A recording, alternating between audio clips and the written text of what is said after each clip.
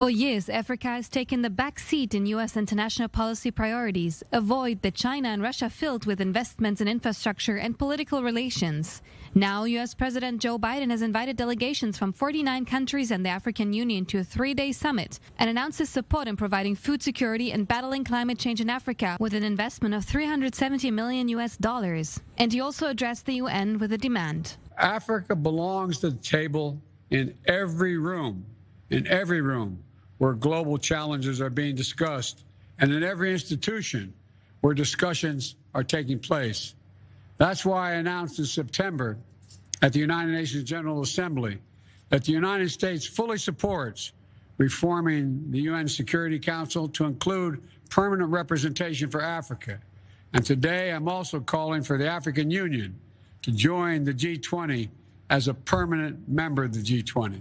And that's not all. The U.S. also announced a free trade agreement aimed at bolstering trade ties between the United States and Africa.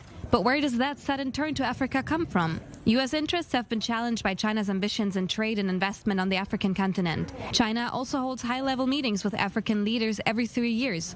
Russia, even if less visible, is engaging with the continent via proxy militias and information campaigns. Is this summit now an effort of the U.S. to catch up? In any case, it is an opportunity for President Biden to send a message to members of the African diaspora in the United States. Biden called the enslavement of millions of people from the African continent America's, quote, original sin, and praised the African community in the U.S. African leaders at the summit share words of support. We share the same spirit.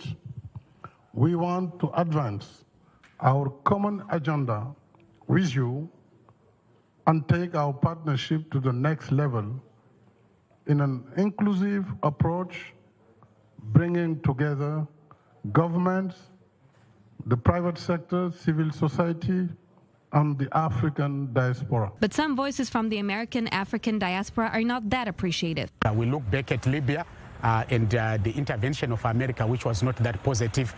We look back at many other crises in Africa that the USA has not necessarily played a positive and leading role. Biden's summit was intended to show a new move towards the African continent that seems to more and more gravitate towards China. But it remains to be seen whether the announced cooperation will bear fruit and restore trust in America.